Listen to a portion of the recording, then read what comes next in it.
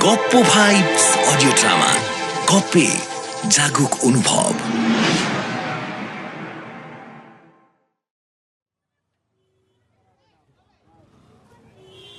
আজহার খা ঘর থেকে বেরোবেন, শার্ট গায়ে দিয়েছেন। তখনই লিলি বলল, বাবা আজ কিন্তু মনে করে আনবে। তিনি তীক্ষ্ণ দৃষ্টিতে তাকালেন মেয়ের দিকে।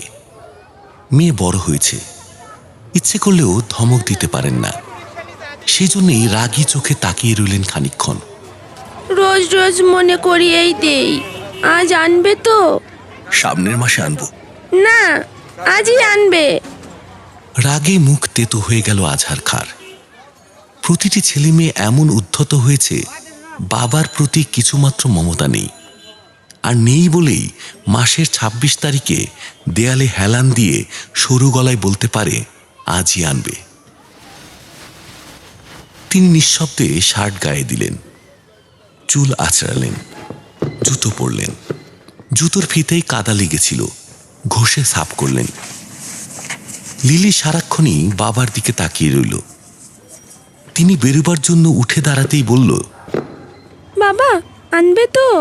মেয়েটির গালে প্রচণ্ড একটি চর কষিয়ে দেবার ইচ্ছা প্রাণপণে দমন করে তিনি শান্ত গলায় বললেন, টাকা নেই, সামনের মাসে আনবো।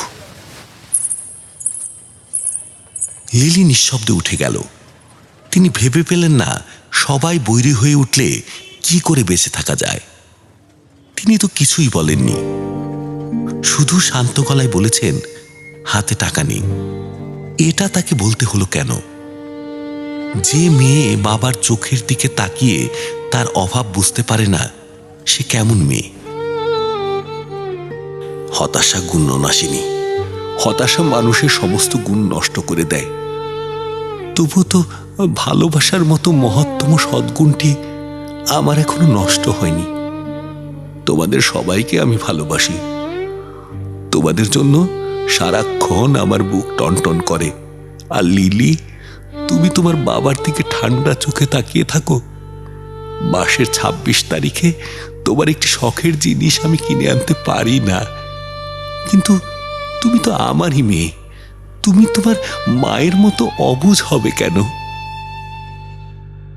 আজহার খার কান্না পেতে লাগলো।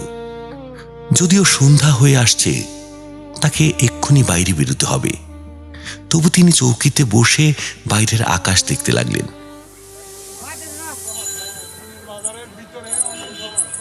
বাবা এই নাও টাকা। লিলি ৩টি ১০ টাকার নোট টেবিলে বিছিয়ে দিল। তিনি অবাক হয়ে বললেন, টাকা? টাকা কোথায় পেয়েছিস? আমার টাকা, আমি জমিয়েছি। আনবে তো বাবা? আনবো। নাম মনে আছে তোমার? আছে। লজ্জা ও হতাশার মিশ্র অনুভূতি নিয়ে তিনি বেরিয়ে এলেন। বাইরে ঝিরঝির করে হালকা বৃষ্টি হচ্ছিল। সন্ধ্যা এখনো মিলায়নি। এর মধ্যেই চারদিকের তরল অন্ধকার গাঢ় হয়ে এসেছে। পরিচিত পথঘাটও অপরিচিত লাগছে।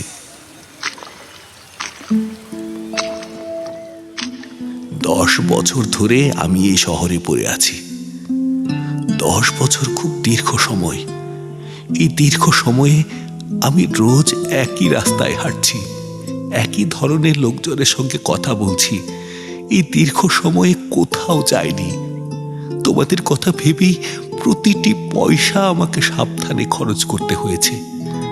অফিসের টিফিন আওয়ারে সবাই যখন চায়ের সঙ্গে ২টি করে বিস্কিট খায়, আমি সেখানে ১ কাপ চা নিয়ে বসি, সেও তোমাদের কথা ভেবেই। তোমরা তার প্রতিদানে কি দিয়েছ আমাকে? আমাকে লজ্জা দেবার জন্য লিলি মা আমার, তুমি তোমার দীর্ঘদিনের জমানো টাকা বের করে আনলে। ওদিকে তোমার মাও তার ভাইদের কাছে টাকা চেয়ে ইনিয়ে বিনিয়ে চিঠি লেখে। আমাকে এতটা ছোট করো কেন তোমরা? তার মনে হলো তিনি কুকুরের জীবন যাপন করছেন, স্বাদ আহ্লাদহীন বিরক্তিকর জীবন। তিনি একটি নিঃশ্বাস ফেললেন। বৃষ্টির ছাটে আধভেজা হয়ে আজহার খা বাজারে ঢুকলেন। খারাপ আবহাওয়ার জন্য বাজার তেমন জমেনি। সন্ধেবেলা যেমন জমজমাট থাকে চারদিক, সেরকম নয়, কেমন ফাঁকা ফাঁকা। তিনি বড়সড় দেখে একটি স্টেশনারি দোকানে ঢুকে পড়লেন। ইভিনিং ইন প্যারিস সেন্টটা আছে আপনাদের? না, অন্য সেন্ট আছে, দেখবেন? ওটাই চাই। তখন ছমছম করে বড় বড় ফোঁটায় বৃষ্টি নেমেছে। বৃষ্টি অগ্রাহ্য করে তিনি রাস্তায় নেমে পড়লেন। ৩-৪টি দোকান ঘুরতেই কাদায় পানিতে মাখামাখি। তার গাল বেয়ে পানির স্রোত বইতে লাগলো। তার ভাবভঙ্গি দেখে মনে হচ্ছিল সেন্টের শিশিটা তার এই মুহূর্তেই প্রয়োজন। বৃষ্টি কখন ধরবে তার জন্য অপেক্ষা করতে পারছেন না এমনই তারা। পঞ্চম দোকানে সেটি পাওয়া গেল। দোকানি শিশিটা কাগজে মুড়ে বলল, ইস, এই একেবারে ভিজে গেছেন, আর না ভিজে এই রিক্সা নিয়ে চলে যান। এটার দাম কত? 26 টাকা 50 পয়সা। দরদাম করবার ধৈর্য নেই আর। টাকার জন্যে পকেটে হাত দিয়ে আজহার খাঁ স্তম্ভিত হয়ে গেলেন।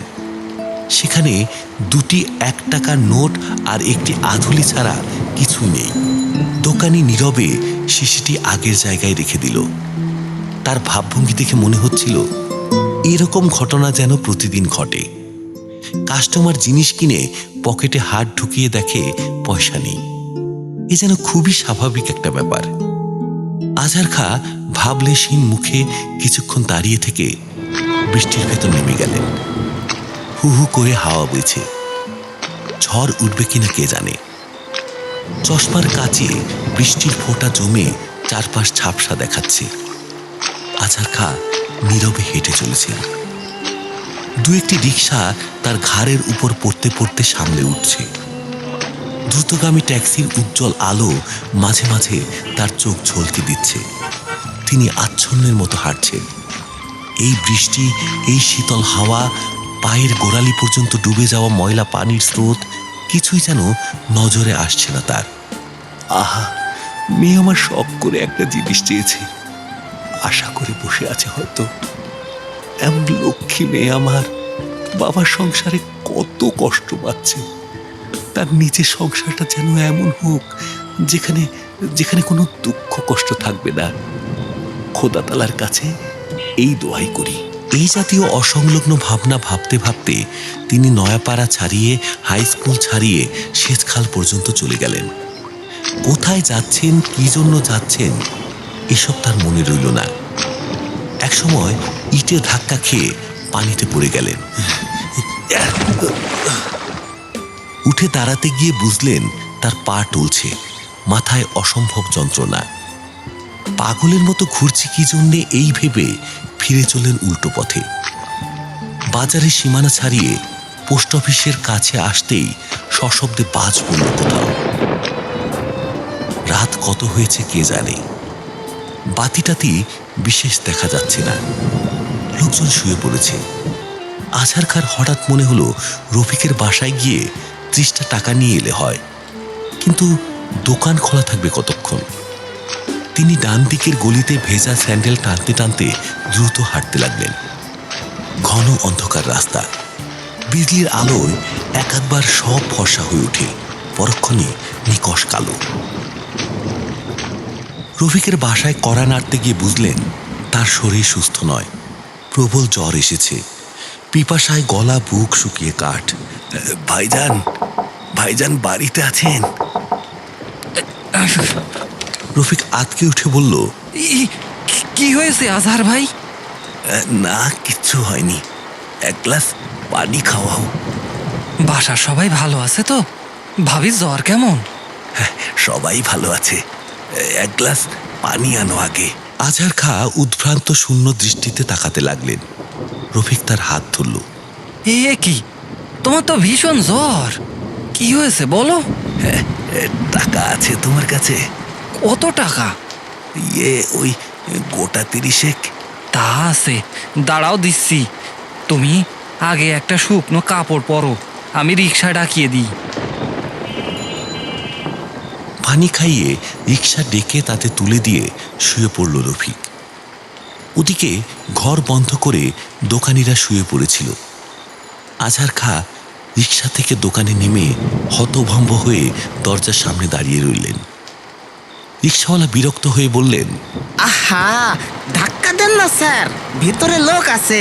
তিনি প্রাণপণে দরজায় ঘা দিলেন। ভেতর থেকে শব্দ এলো, আমি একটু খুলুন ভাই। কি ব্যাপার? টাকা নিয়ে এসেছি, সেন্টের শিশিটা দিন। খুট করে দরজা খুলে গেল। সন্দেহজনক দৃষ্টিতে দোকানদার তাকিয়ে রইল তার দিকে। তিনি পকেট হাতড়ে টাকা বের করলেন। এই আপনার কি হয়েছে? না, কিচ্ছু হয়নি। এই এত রাতে আসলেন কেন? সকালে আসলেই পারতেন। রাত কত হয়েছে? 12:30। দ্রুত গতিতে রিক্সা চলছে। তিনি শক্ত হাতে হুড চেপে ধরে আছেন। তার সমস্ত শরীর অবশ হয়ে আসছে। তার মনে হলো তিনি যে কোনো সময় ছিটকে পড়ে যাবেন। বাড়ির কাছাকাছি সমস্ত অঞ্চলটা অন্ধকারে ডুবে আছে। একটি লাইট পোস্টেও আলো নেই। অল্প ঝড় বাদলা হলেই এদিককার সব বাতি নিভে যায়। রিক্সা আজহার খার বাড়ি থেকে একটু দূরে টগরদের বাড়ির সামনে থামল। তিনি দেখলেন হারিকেন জ্বালিয়ে লিলি আর তার মা বারান্দায় বসে আছে। রিক্সার বাতি দেখে দুজনই উঠে দাঁড়িয়েছে। অন্ধকারের জন্য বুঝতে পারল না কে এলো।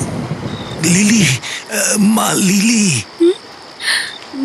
বাবা, জমে থাকা পানিতে ছপছপ শব্দ তুলে মা ও মেয়ে দুজনেই দ্রুত আসছিল। তিনি ব্যস্ত হয়ে রিক্সা থেকে নামতে গিয়ে উল্টে পড়লেন। বাবা, যে জায়গাটায় তিনি হুমড়ি খেয়ে পড়লেন সেখানটায় অদ্ভুত মিষ্টি সুবাস। তিনি ধরা গলায় বললেন, লিলি, মারে, তোর শিশিটা ভেঙে গেছে রে। লিলি ফোপাতে ফোপাতে বলল, বাবা, ও বাবা, আমার শিশি লাগবে না। তোমার কি হয়েছে বলো বাবা, বলো কি হলো? ইস, তোমার গাছে জ্বরে পুড়ে যাচ্ছে। এত রাত করে আসলে কেন? আমার আর মায়ের কত চিন্তা হচ্ছিল জানো তো। ও বাবা, কথা বলছো না কেন বাবা? ও বাবা, আমার কিচ্ছু হয়নি রে মা, কিচ্ছু হয়নি আমার। বৃষ্টিস্নাত গভীর রাত্রিতে হ্যারিকেনের রহস্যময় আলোয় হিমেল হাওয়া আসছে। সেই হাওয়া ভাঙা সেন্টের শিশি থেকে কিছু অপরূপ সৌরভ উড়িয়ে আনলো।